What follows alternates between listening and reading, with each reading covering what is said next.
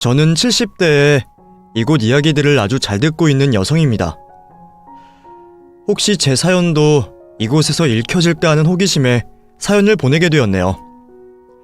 다른 분들의 사연들도 참 기구하다라는 생각이 들지만 저도 그 못지않게 기구한 사연을 겪었습니다. 그것도 인생의 끝자락에 다 와서 말이죠. 그 이야기를 전해볼까 합니다. 제 치부와 같은 이야기이지만 내 소중한 사람들을 다시 확인하게 된 일이었기에 이렇게 용기를 내어 몇 자 적어보겠습니다. 전 나이가 많으셨던 부모님 슬하에 늦둥이로 태어났습니다. 부모님께서 나이가 많다는 것 빼고는 평범한 유년 시절을 보냈어요. 제 삶이 남들과 많이 달라지기 시작한 건 20 중반이 넘어가면서였죠. 그때쯤 제 주변 친구들과 아는 사람들은 결혼을 다 했을 때였고 저만 홀로 남았었죠. 당시만 해도 여자 나이 30이 가까워지면 이미 노처녀 취급을 받곤 했습니다. 그런데 저는 30 중반이 되어가도록 결혼은커녕 연애조차 한번 해보지 못했죠. 그 이유는 모르겠네요. 남자에게 유달리 관심이 없어서 그럴 수도 있겠고 나이 드신 부모님을 모시느라 시간적인 여유가 없었던 이유도 있었겠죠. 그렇다고 결혼에 안달이 나 있진 않았어요.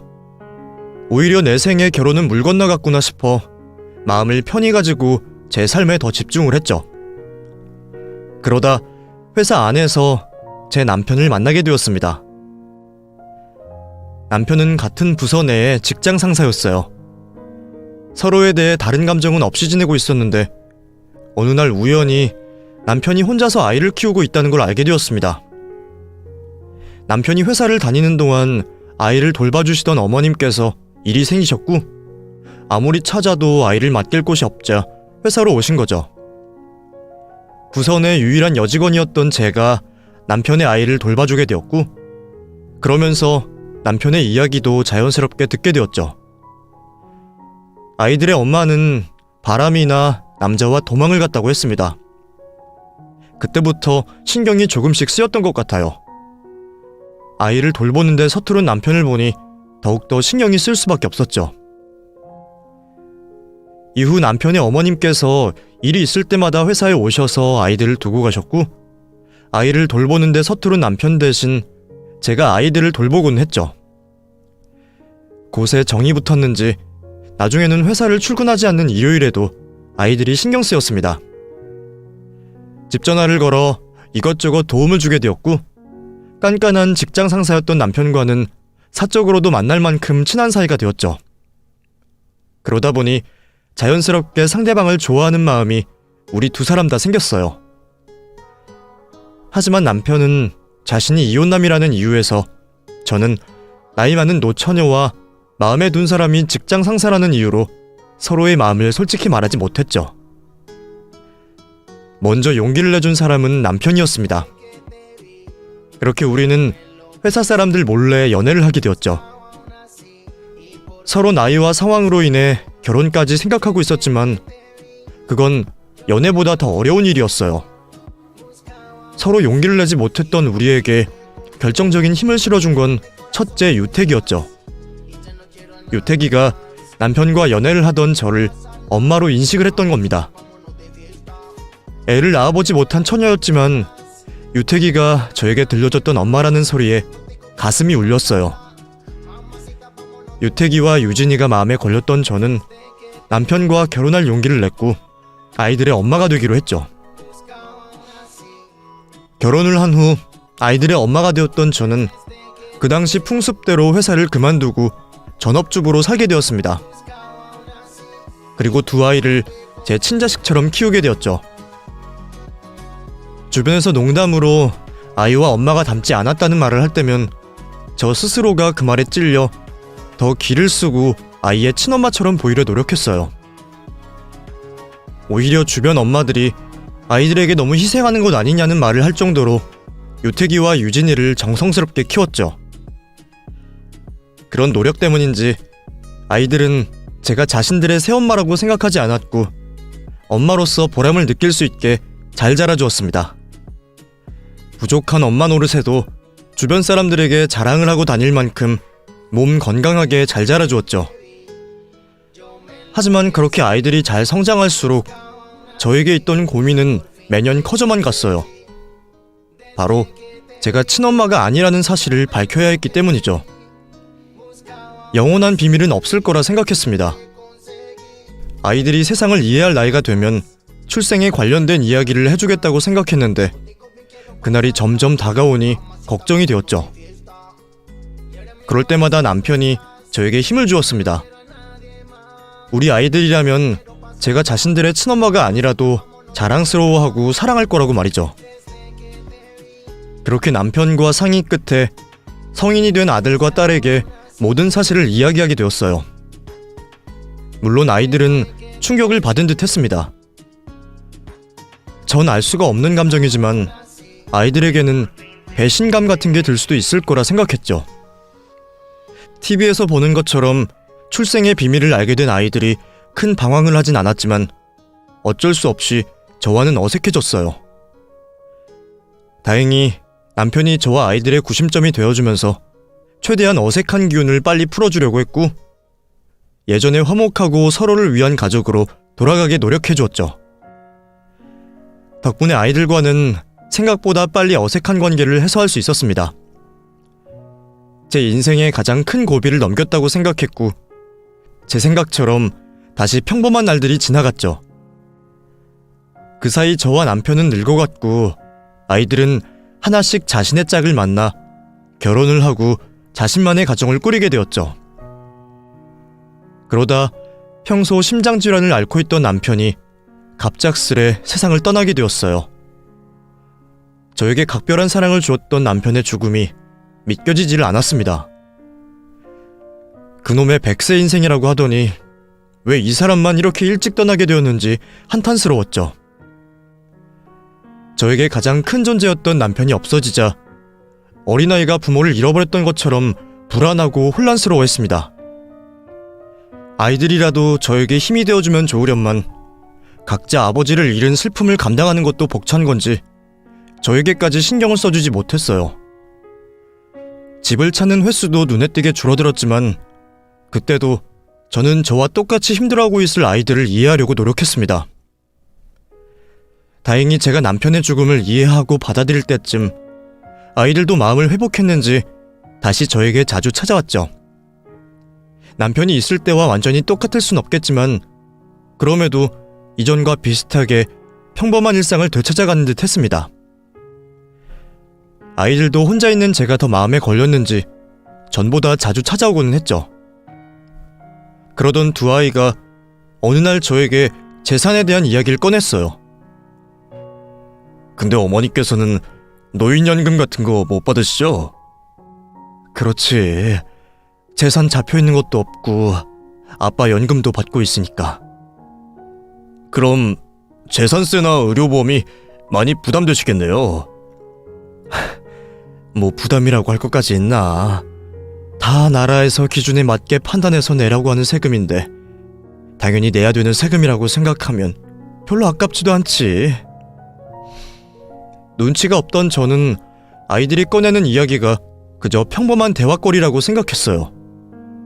이후에도 비슷한 질문을 여러 번 하던 아들과 딸은 제가 계속해서 눈치 없이 굴자 사실대로 자신들이 원하는 바를 이야기했죠. 솔직하게 말씀드릴게요. 유진이나 저나 지금 상황이 썩 좋지가 않아요. 유진이 어려운 형편이야 잘 아실 거고 저도 요즘에 사업이 좀 안 풀려서.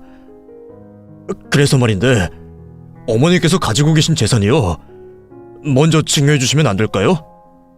저번에도 말했듯이 괜히 재산만 많이 잡혀서 재산세나 의료보험만 많이 내시고 좋은 게 하나도 없잖아요. 노인수당도 못 받으시고 나중에 돌아가시고 나서 주실 재산인데 먼저 주신다고 생각하시고 증여해 주시면 나가는 세금도 줄고 혜택은 혜택대로 받으실 수 있잖아요. 그리고 저희가 어머니 모시고 살면 다른 불편한 건 없겠고요. 왜 저번에 어머니 친구분 은퇴하시고 경기도 쪽 전원주택에 지내신다고 부러워하셨잖아요. 다 정리하시고 그쪽으로 가셔서 마당 딸린 전원주택에서 마음 편하게 사세요. 저희도 근처에 집을 구해서 어머니를 가까이에서 모시고 살고 우리 가족 다 같이 이웃삼아 살면 좋잖아요. 나이 들어서 하는 전원주택의 삶, 누구나 꿈꾸는 삶이죠. 하지만 그런 꿈보다 당장 도움이 필요하다는 아이들의 말이 제 마음을 움직였습니다. 어차피 죽을 때 들고 가는 돈도 아니고 내가 죽으면 나눠줘야 하는 돈인데 도움이 필요할 때 주는 게 더 의미가 있겠다 싶었죠. 아이들에게 재산을 증여해주기로 했습니다. 그런데 증여를 받고 나서 아들과 딸 사이에 큰 다툼이 생겼어요. 그러다 그 다툼의 원인을 저에게 돌렸죠. 전 두 아이에게 최대한 공평하게 재산을 증여해주려고 남편이 살아있을 적 금전적인 도움을 받았던 아들에게 그 도움받은 돈을 제하하고 증여를 해줬습니다. 그런데 아들 녀석은 여동생보다 적게 받은 재산이 불만이었고 딸은 자신보다 형편이 넉넉한 오빠가 상대적으로 자신보다 훨씬 적게 재산을 받아야 했다고 말을 했죠. 어머니, 계산을 이런 식으로 하면 안 되죠. 그러면 유진이 제가 남자인 저보다 키웠는데 돈이 더 많이 들었을 텐데 그런 것까지 계산해서 나눠야 되겠어요? 상속해주시는 돈, 그 돈 안에서 반반 정확하게 나눠야 공평한 거죠. 그러면 나는 뭐 바보 멍청이라 아빠한테 도움 안 받은 줄 알아? 오빠 입에서 이딴 소리 나올 줄 알았으면 나도 아빠한테 이 사업한다 저 사업한다 핑계대면서 돈을 미리 잔뜩 받았지. 무슨 말도 안 되는 소리 하고 있어. 그리고 있는 놈이 더하다고 하더니 힘들게 살지도 않으면서 왜 그렇게 돈 욕심을 부리는 건데? 어렵게 사는 동생 좀 더 보태주면 죽어? 오빠라고 도움 준 것도 없으면서 이럴 때 양보를 더해야 진짜 오빠인 거 아니야? 나도 엄마가 준 금액으로 만족 못해. 엄마, 오빠한테 내 몫으로 더 떼어달라고 말 좀 해봐요. 이게 동생이라고 봐줬다니 못하는 소리가 없어. 야, 너랑 김서방이 능력 없어서 힘든 것 가지고 왜 이상한 억지를 부려? 솔직히 네가 이 집안에 한 일이 뭐가 있다고. 옛날이었으면 넌 돈 10원 한 장 못 가져가도 할 말이 없어. 내가 장남이고 첫째인데 당연히 부모님 재산 전부 다 내 거지. 너 아버지 제사 지낼 거냐? 이서방이 우리 아버지 제사 꼬박꼬박 챙길 거라고 해. 장남? 첫째? 아직도 쌍팔년도에 살고 있니? 언니가 불쌍하지. 뭐 저런 꼰대랑 결혼을 해가지고. 엄마, 가만히 있지 말고 엄마가 대신 좀 말해줘요. 엄마는 힘들게 살고 있는 딸이 불쌍하지도 않아? 무슨 소리야. 다 자기 능력껏 사는 거지. 어머니, 공평하게 합시다. 공평하게. 이거 법적으로 문제 삼아도 공평하지 않다고 판결 나와요. 유진이 쟤한테 괜한 진흙탕 싸움하기 싫으면 빨리 더 받은 돈 달라고 얘기 좀 하세요. 유태가, 유진아, 엄마는 그런 것들 다 생각해서 나눠준 거야. 유진아, 네가 받은 돈 적지 않잖아. 그 돈이면 좋은 집으로 이사가고도 남을 돈인데 뭘 얼만큼 더 줘야 만족하겠어. 그리고 유태가, 너 아버지께 그 돈 빌려가면서 뭐라고 했어? 빌려가는 돈이라 분명히 갚을 거고 설령 갚지 못하게 된다고 해도 나중에 받을 재산에서 제하고 받겠다고 네 입으로 말을 했잖니.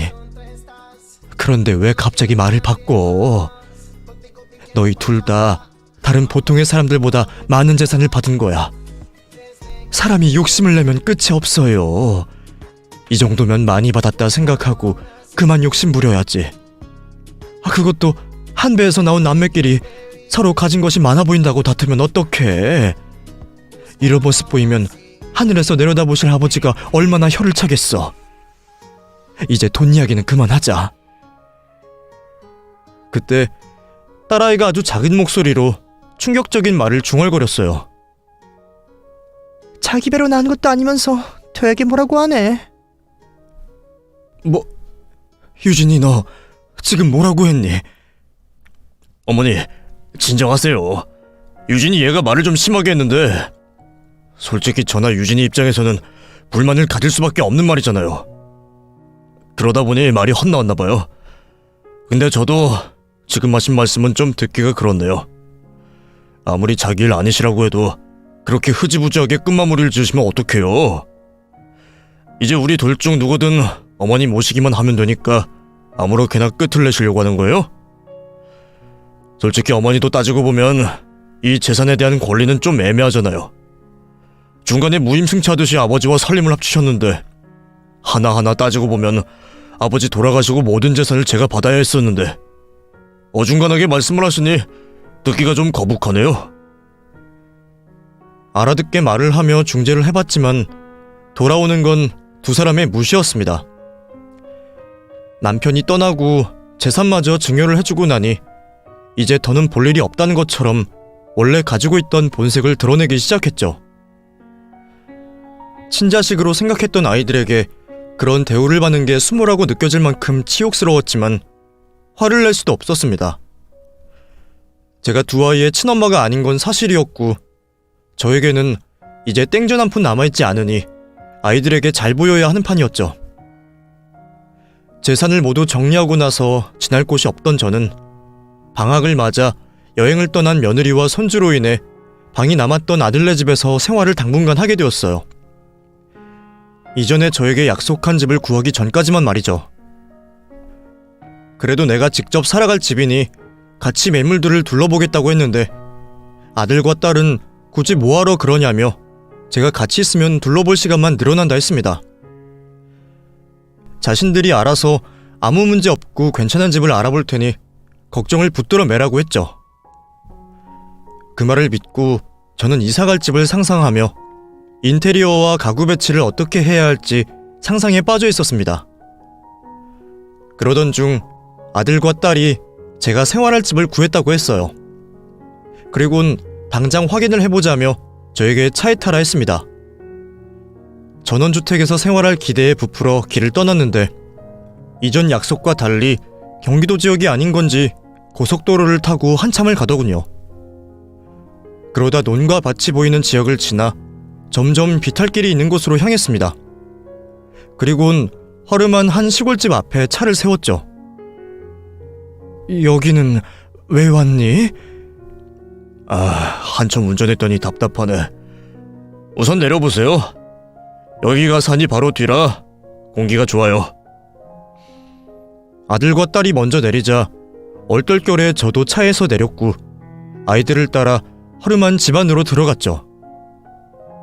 저녁 되어서 오니까 또 분위기가 다르네. 운치도 있고. 어머니, 여기가 어머님 지내실 집이에요. 어떠세요? 좋죠?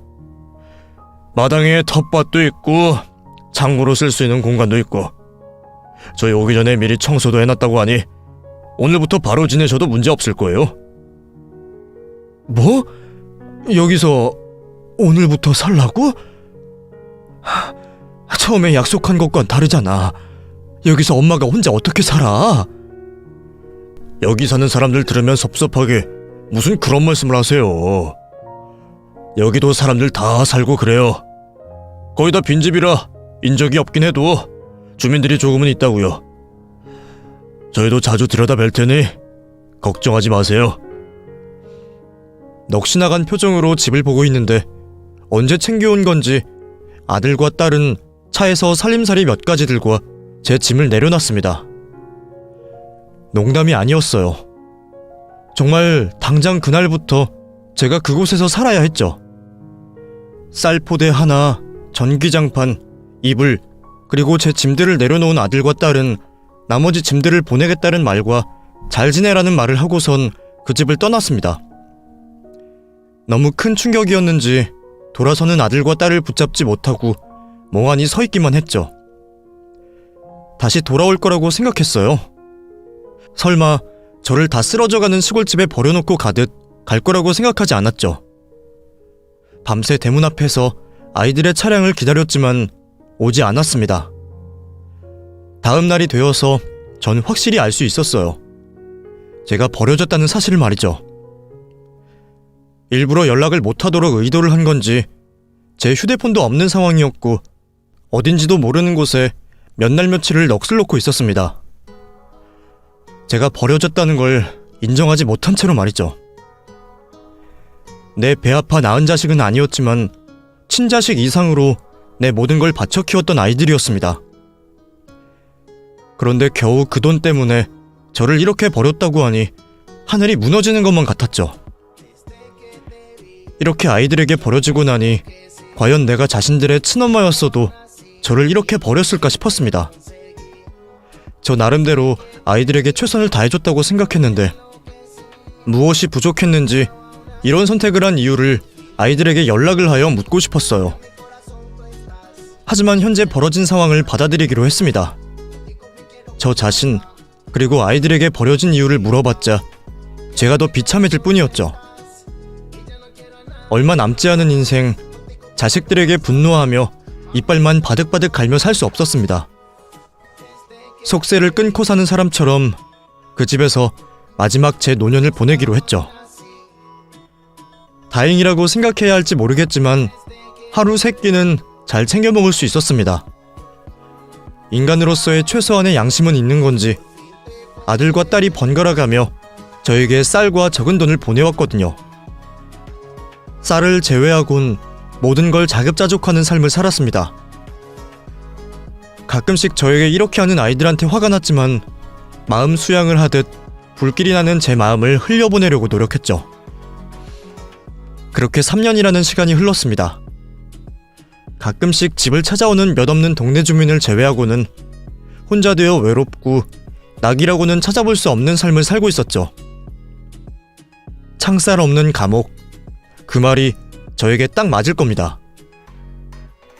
내 스스로 목숨을 끊지 못해서 살아가고 있을 뿐이었지 마음이 텅 빈 산송장이나 다름이 없었죠. 그런 저에게 뜻밖의 귀인이 찾아왔습니다. 귀인이 찾아온 그날 또한 여느 날과 다르지 않게 저에게는 의미 없이 흘러가는 날이었죠. 늦은 아침밥을 먹고 아무 생각 없이 마당을 돌고 있었는데 대문 밖으로 차량 소리가 들려왔어요. 그리곤 문이 열리는 소리와 함께 한 사람이 문을 열고 들어왔죠. 인적도 없고 가장 안쪽에 있는 집이다 보니 길을 잘못 든 사람들이 길을 물으러 집으로 들어오고는 했어요. 그날 그 사람도 길을 잘못 든 사람 정도로 생각했죠. 저 역시 집안을 제외하면 밖을 다녀본 적 없어 모른다는 말을 하러 고개를 돌린 순간 들어온 사람이 제 며느리라는 걸 알게 되었습니다. 그 당시 제 감정을 어떻게 설명해야 할지 모르겠지만 반갑기도 하고 화도 나고 슬프기까지 했어요. 순간 너무 놀라 틈을 보이긴 했지만 이내 아무렇지 않은 척하며 제 감정을 숨겼습니다. 왜? 무슨 일로 왔냐? 이젠 유태기가 이 집도 비워달라고 하든? 아니면 내가 죽었는지 확인이라도 하려고 왔어? 두 아이에 대한 분노와 투정이 섞인 말을 했는데 며느리는 제 말에 대답을 하지 않고 멍하니 저와 허름한 집을 번갈아가며 쳐다보았죠. 그러던 며느리가 덥석 제 손을 잡고는 어디론가 도망을 가자고 했습니다. 죄송해요, 어머님. 우선 지금 빨리 저랑 도망쳐요. 제가 가면서 말씀드릴게요. 도대체 무슨 일이 벌어지고 있는 건지